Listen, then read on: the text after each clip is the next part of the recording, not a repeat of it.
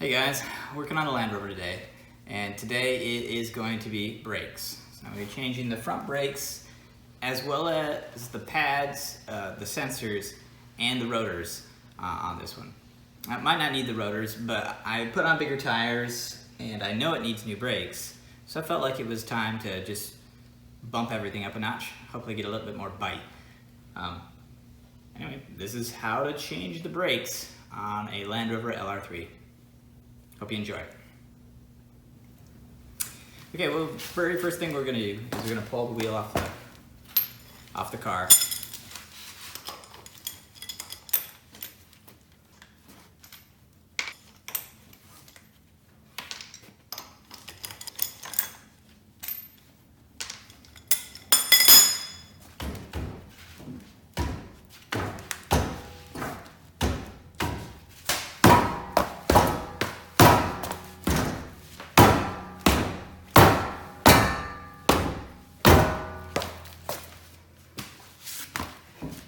There we go.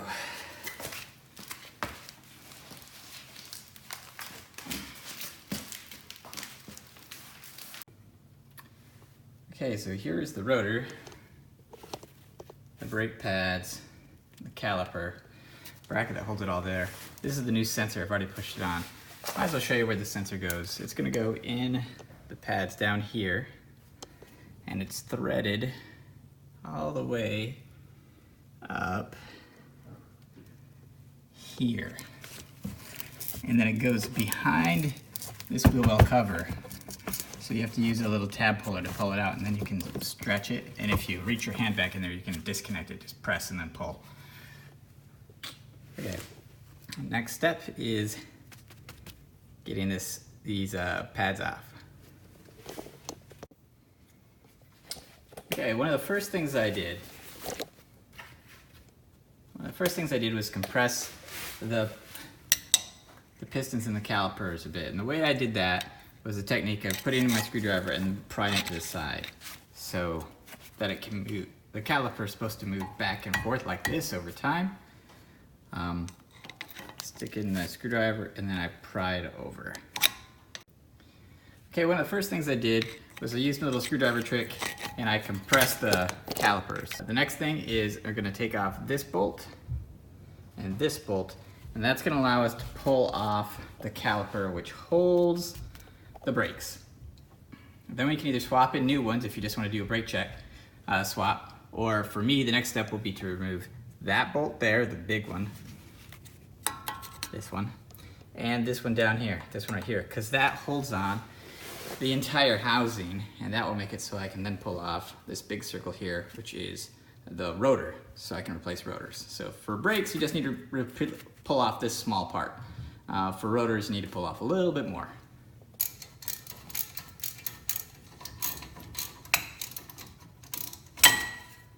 Okay, bottom bolt is off, top bolt is off. The bolts are actually a lot shorter than what they are usually on most cars. Lots of times you get these really long pins that they slide on. This is just a little bolt, and it bolts into the sliding mechanism on the Rover. So slightly different, but here you go, unbolted there, unbolted there. So now this housing is ready to come off. When you take it off, you'll want to put it somewhere or hang it on something so it doesn't stretch out the lines. But there you go. That's your pistons. The brake pads are still here on it. We'll take off those in a second.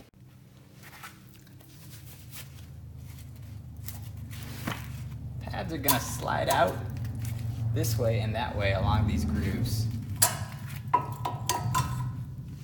There you go. These are worn really thin. Not to the metal yet, but they're just right about there.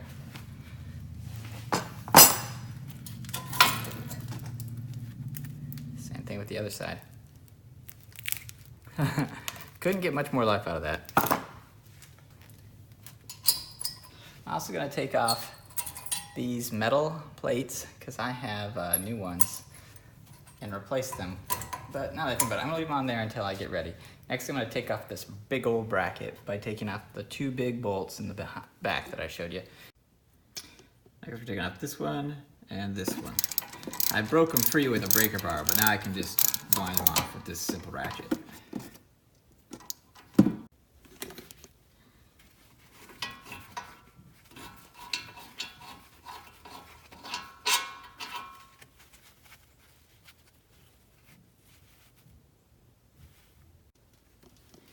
Okay, with those two big bolts off, now this housing right here, caliper holder, should just come off.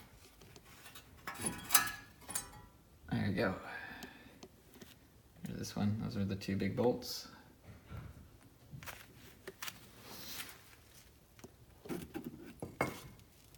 And I have the brake caliper resting on that box. But now, we should be able to take off the rotor if you have that set screw removed.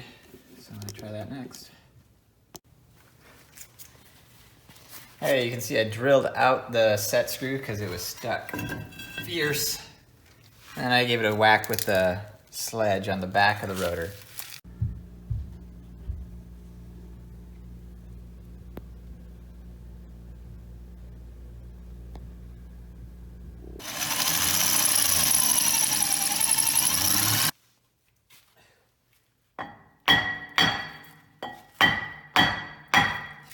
So I can pull it off. There we go. I'm gonna clean this up and then we'll put on the new ones.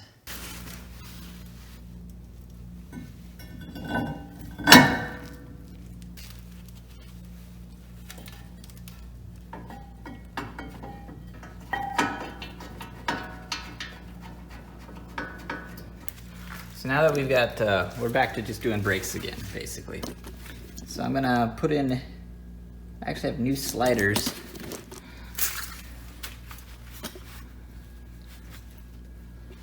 That we'll use. So we have this top slider here.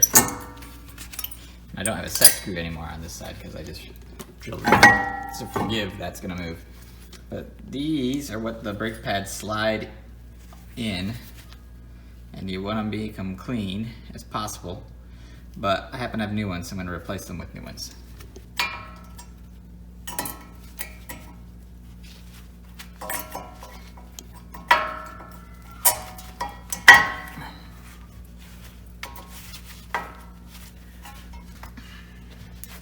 There we go. Pads are on in the tabs. And then we're going to grab the caliper and slide it over top of it.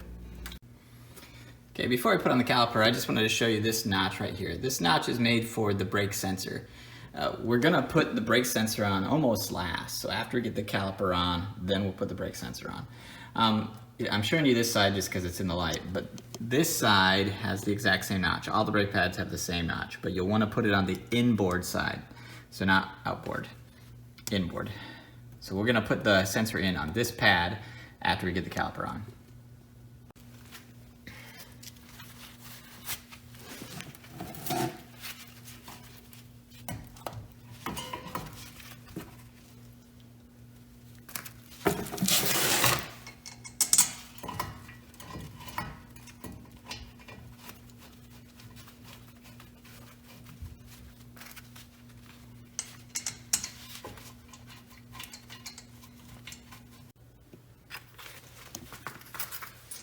Okay, so we have our brake sensor here. You can see there's like a little notch inside and that notch there. So we just clip it in there. It's got a little spring that'll hold it.